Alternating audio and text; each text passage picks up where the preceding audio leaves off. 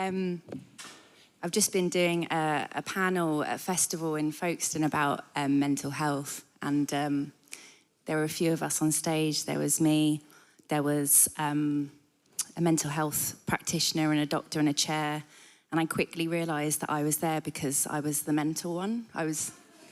That was like my specialist subject, was just being really mental. So yeah, it's really nice to be here tonight. I actually don't think I am that mental. I think I'm just very honest about the things that I do, that I think maybe a lot of us actually do, which is to stare at people online obsessively, people that we shouldn't be looking at. For the last 20 years, it's been a real preoccupation of mine, staring at people. Staring at the girl my husband went out with 17 years ago, who was so beautiful, the sight of her hair alone makes my feet ache with jealousy. Or that influencer whose success seems so relentless that I can't help but spend hours scouring her profiles and podcast interviews for some kind of sign of weakness or inadequacy. Does anyone in here ever Google their exes? No, just me, Fair, fine.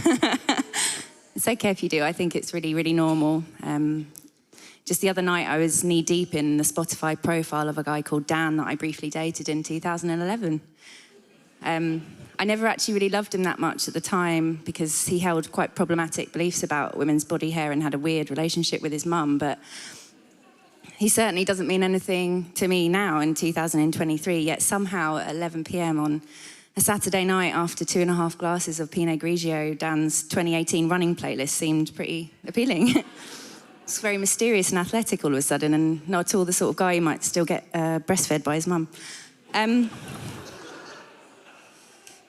This sort of curious fixation with other people online forms the basis of my memoir, Is This Okay? It's a book that tells my coming-of-age story, each stage of which is defined by a different one-sided affair or parasocial relationship that I've had with someone on the internet. Does anyone know about the term parasocial relationships? It sounds like a very modern concept, but it actually was first detected in the 1950s when psychologists noticed that predominantly housewives were sort of getting these weird attachments to people from the radio or TV, and they were becoming infatuated with these people that they'd never actually ever met. And the truth was they were probably just really lonely and longing for intimacy, or maybe also a bit high off the fumes of cleaning products that have since been made illegal. Decades later, not a lot has changed when you think about it. We still escape into the imaginary worlds of strangers to soothe the disconnect we so often feel. With the introduction of smartphones and social media, these relationships have become even more intense as we have so much access to our objects of lust. And I think this really accelerated during the pandemic. Our worlds became and kind of remained to some extent pretty isolated. For a lot of people, parasocial relationships with celebrities or influencers turned into a frivolous and quite fun preoccupation. They sort of derail thoughts of anxiety just to sort of numb yourself with your phone for a bit by looking at, I don't know, Delicious Yella's new nut butter recipe, for example. But I think in the wrong hands, they can sometimes slip into a form of delusion and addiction, a sort of a negative way to numb yourself from the world. And that was definitely the case for me. I grew up with the internet, and being very insecure as a person fundamentally, and also very obsessive. The constant ability to watch other people's lives just rewired my brain entirely. I became very dependent on it, and every different platform delivered new and disturbing ways for me to delve deeper into other people's lives. I was quite fanatical about some musicians and celebrities, but my real passion and my real hobby has always been analysing normal people. So some girl I met at a wedding 10 years ago, or you know, just anyone I could feasibly bump into and have all this secret knowledge about. It sort of gives me a sort of, I don't want to say erotic thrill, but I do like it. I'm going to read a bit from a few stages of my book. And it begins when I'm 14 and we've just got the dial-up modem in the house for the first time. And I've also just fallen in love.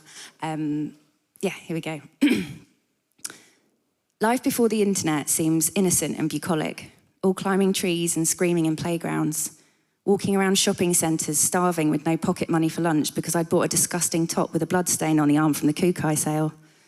I'd get back home and force my Barbies into group sex, their bodies bashing together, bathed in the warm glow of my pig-shaped nightlight. Life was rancid, full of spiritual abandon and humiliation, but at least it was relatively low stakes and private in its quotidian horrors. The first time I go online, I panic.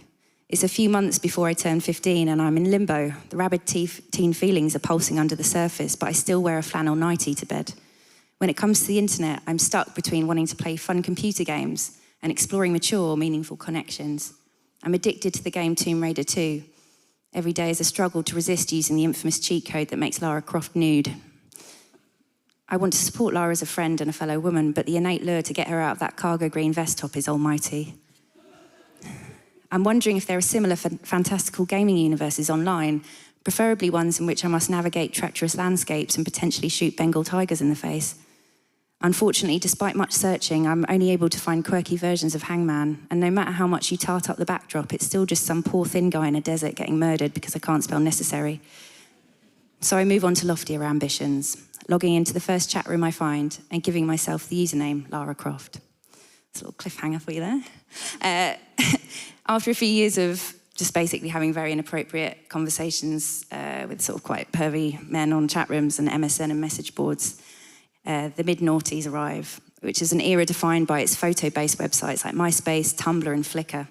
I really loved all the aspirational characters these platforms spawned, and the internet felt really uninhibited and free. People would put so much of their lives online, and I ate every single crumb of it up. It was the drug-addled hipsters that I was most infatuated with. I thought they were very adept at postering their chaotic lives across the internet. Around this time, I went off to study journalism at Bournemouth University, and these nihilistic figures on MySpace in particular became my idols and my cure. And I'm going to read another bit now. MySpace quickly becomes the way in which my brain derails thoughts of academic regret and failure, because straight out the gate, I realise I've chosen the wrong course. I'm too shy and childish for news journalism. It involves seeking out stories, chit-chatting with locals, and cold-calling public figures to get interviews. I struggled to ring a GP to book a smear test, let alone corner a policeman to get the inside scoop about a fatal stabbing. Instead of learning how to be direct and decisive, I'm much more comfortable resorting to avoidance and fibbing. Nowhere is this more pronounced than in our video journalism lessons. At the start of our autumn term, the tutor asked us to shoot a documentary, and I choose to explore the rising number of STIs among 20-year-olds. Instead of visiting a local clinic to interview a doctor or patient who'd be willing to speak on the record, I enlist the help of a guy from Yorkshire I vaguely know, who agrees to sit on Bournemouth Beach and talk about his fabricated and debilitating penis disease. Pat is the sort of guy who, in the most affectionate possible way, looks like a smell. He lollops around campus in a permanent functional state of either drunk or stoned. With that in mind, it doesn't take much to lure him in. 2 free beers later, and he's looking out to sea mournfully while talking about how his agonising genital crabs have ruined his attempts to forge meaningful relationship. He puts in a sublime performance, reminiscent of Matt Damon's breakdown in Good Will Hunting, if Matt Damon was drunk and his pubes were covered in crabs. Okay.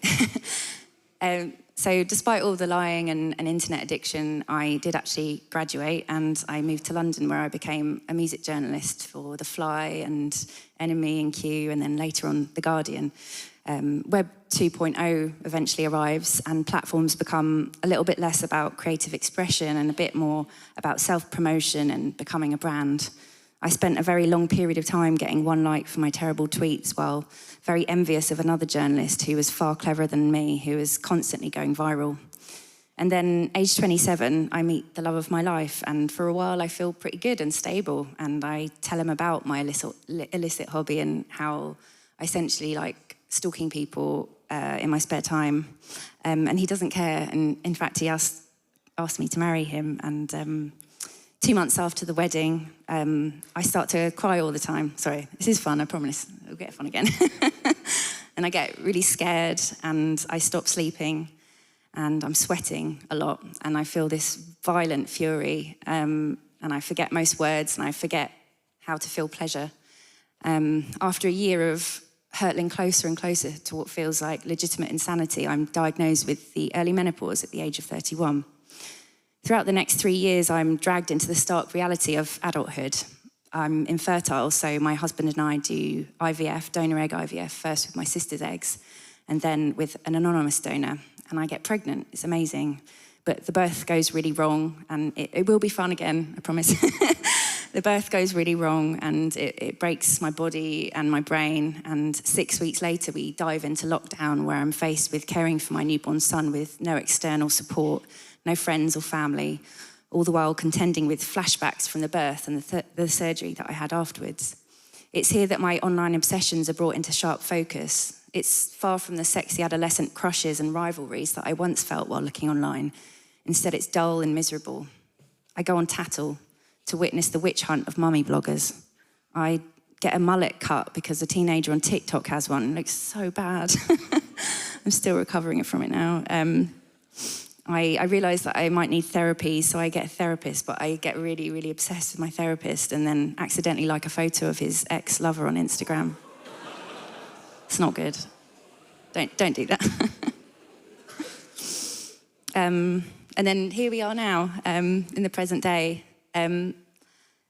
Have I learned anything from writing this book? Well, I think my relationship with social media has definitely changed. I actually found it pretty boring now. It's not as real and as candid as it used to be, but I still return to it every day like some weather-beaten explorer excavating a desolate wasteland inhabited by vultures and hyenas, still just looking for some sign of treasure.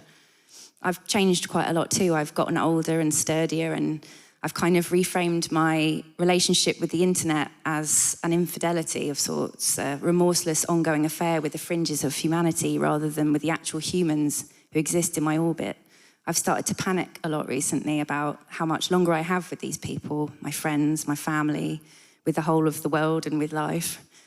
In 1957, the American professor and author Isaac Asimov wrote a science fiction novel called The Naked Sun. In this novel, humans can only view others as holograms. Face-to-face contact is no longer a custom, and sex is considered repugnant.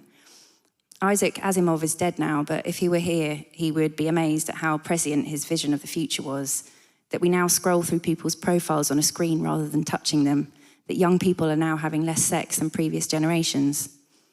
I don't know if it's the echoing call of my long-suffering soul or the ghost of Isaac Asimov, who I actually think might be in the room with us tonight, maybe. But I feel this urgent need to snap out of the days and to exist, to live in reality, to connect and soar into intimacy with everyone and anyone. This perspective is one I'm going to hold on to as I stand on the precipice of the rest of it all, the rest of my life, the hard bit, which brings with it a body that will rebel, a mind that will slacken, and loved ones who will no longer be around. It's scary, but also affirming. If the world is burning, if this is the end, then I want to feel every last flame. I know that's really intense, and I'm not going to leave it there.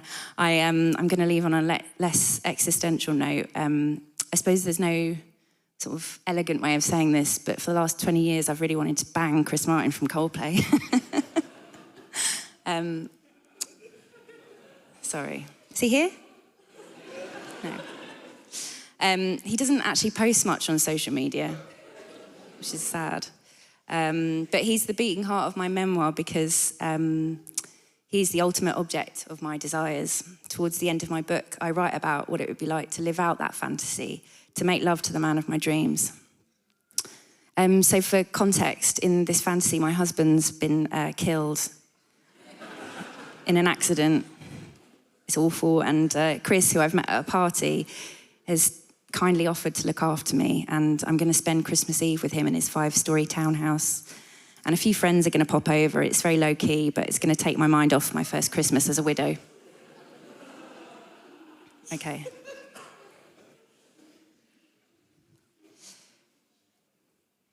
Christmas morning is perfect.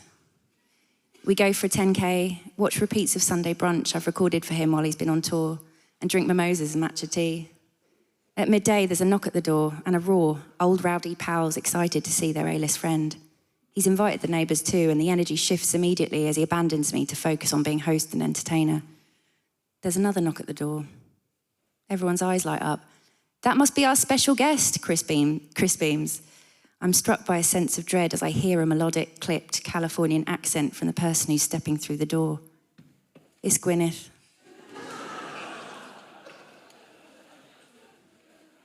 I can smell her before I see her. Burnt oak and satsumas.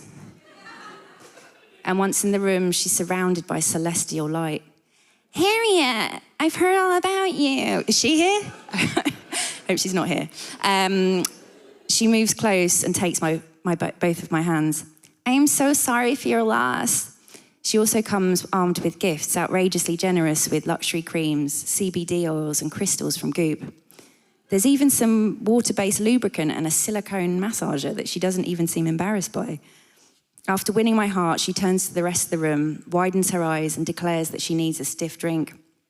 Everyone falls around laughing. I say, me too, and mimic glugging a tube of mayonnaise I've picked up from the table. It's a grotesque impression that lasts 5 seconds too long. The night rolls around and friends begin to head back to their respective homes. Gwyneth has made the last few standing some aromatic Negronis.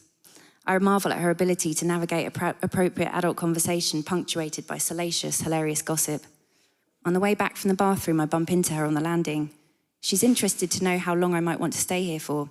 It goes without saying, you're welcome for as long as you like. But at the same time, she adds formidably, I'd really appreciate some kind of clarity. I panic and tell her I'll be moving into my own place next week. Thank her so much for being so patient and head back into the group game of Uno, feeling hollow and empty. Once the final guests have left, I begin clearing up, tears rolling from my eyes as I scrub pans and scour glasses. Chris loves to kick back with a hot chocolate before bed. So I begin my nightly ritual of warming some milk up in the microwave for him. He enters the kitchen barefoot in his brand new burgundy dressing gown, tufts of dark blonde chest hair poking out like sensual shrubbery. Never not the most stunning man on earth. He tells me to leave the mess and come sit with him for a while. Is everything all right? Was it the song? Sorry, he sings me a song. I left that bit out because I have to sing in it and I just couldn't quite face it. Is everything all right? Was it the song or is it your dead husband? I love the song and yeah, I do miss Mark, but Chris, I've got to go. I can't stay here anymore. It's not my home. What do you mean this is your home? I am your home. Chris, I can't. I stand up to leave. He stands too, his flannel dressing gown loosening and exposing his greasy, bulky torso and skimpy pants. We stand face to face and I place my hand on his chest. Your heart, I say, shocked by its propulsions. It's your heart, he replies. We collapse into a kiss, the kiss of all kisses. It feels as if we're two dolphins entwined. Our soft, silky lips frolicking beside one another. The microwave bings, we giggle nervously, and he leads me upstairs for one of the top 5 greatest nights of my life. That's a really weird place to leave it on. Oh, God, what a place to end.